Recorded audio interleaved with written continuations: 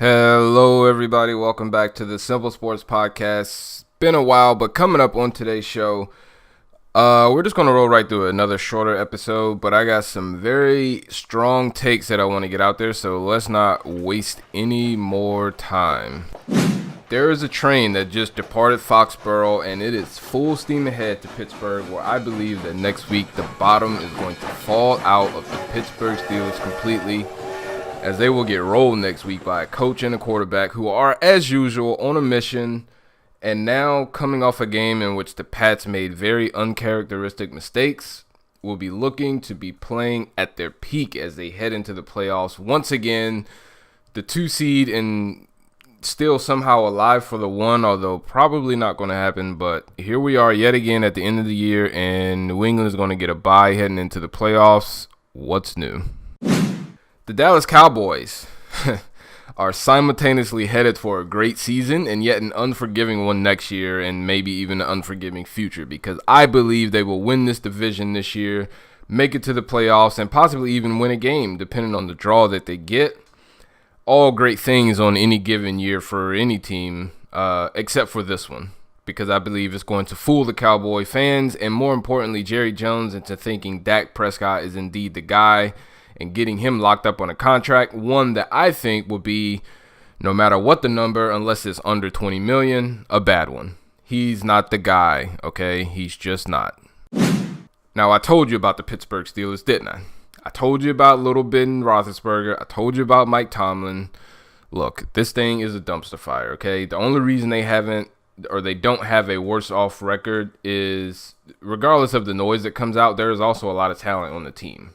Okay, so they aren't going to be 4-12, 3-13. They just have too much talent for that to happen.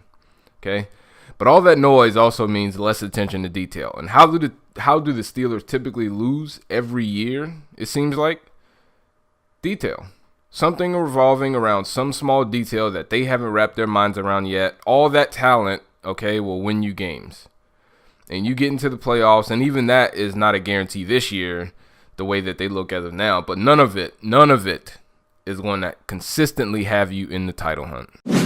So, Coach Mike McCarthy is out of Green Bay, and A-Rod is still in Green Bay, and yet the problems remain in my eyes. I don't care one iota about their win last week. Aaron Rodgers was winning the beauty contest all his career, but he's never been in the winning games contest. And now, since the emergence of Pat Mahomes, which I called long before it came, by the way, he no longer wins the beauty contest either. That belongs to Patrick Mahomes.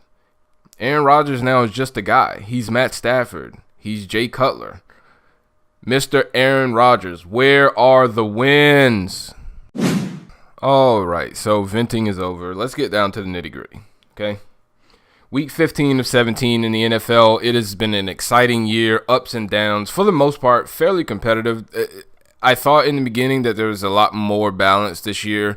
It still kind of played out the way we've always seen it, where there's about 4 or 5 teams that have just packed it in already. There's another 4 or 5 that packed it in when the year started, and they aren't any good to start with. And the rest of them, for the most part, are just kind of in the mix, mediocre, middle-of-the-road teams. That's, 67 to 80% of the league.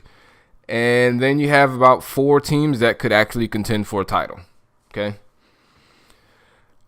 To me, everything so far seems pretty crystal clear, and so much so, in fact, that I'm here to make some guarantees. So let's get right down to it, all right? We're calling this Simply Guaranteed. That's what this segment is called.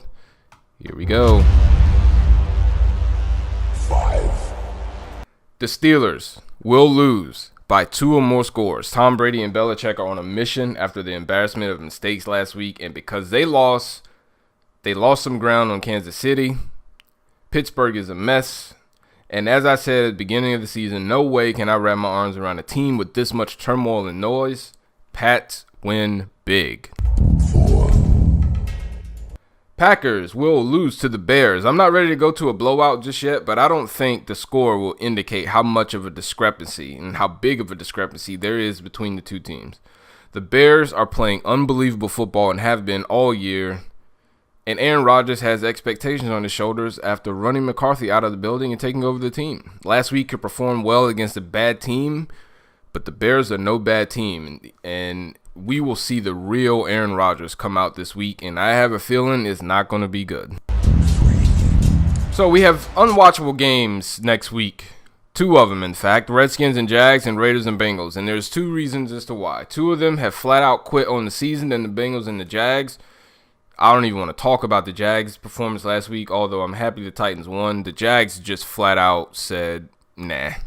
And the Bengals are much in the same boat as they have been for the last couple of years. I thought they were a little bit better this year, as I like to call them, on the better side of average, but nah.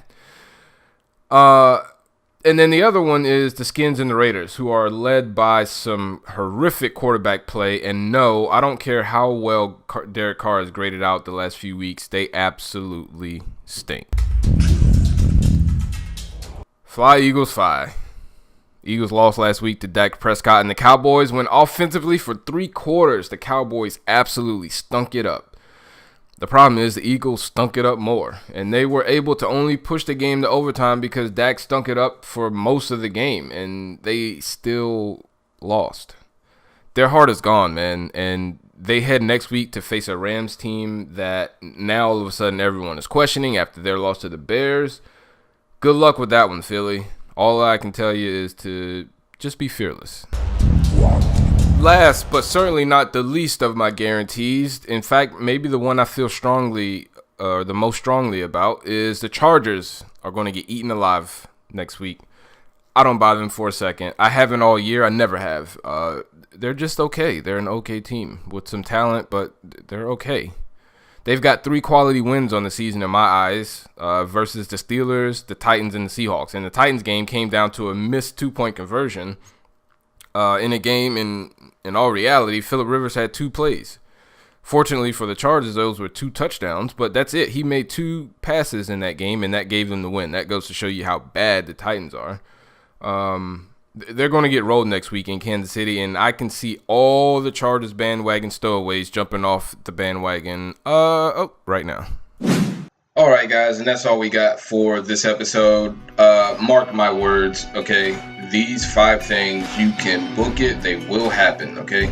Check in next week or next episode. After this all pans out, folks, stop living by the stats. Live by what your eyes tell you, okay? Sometimes the stats aren't all that they're cracked up to be. So until next time, I'll see you all. Peace.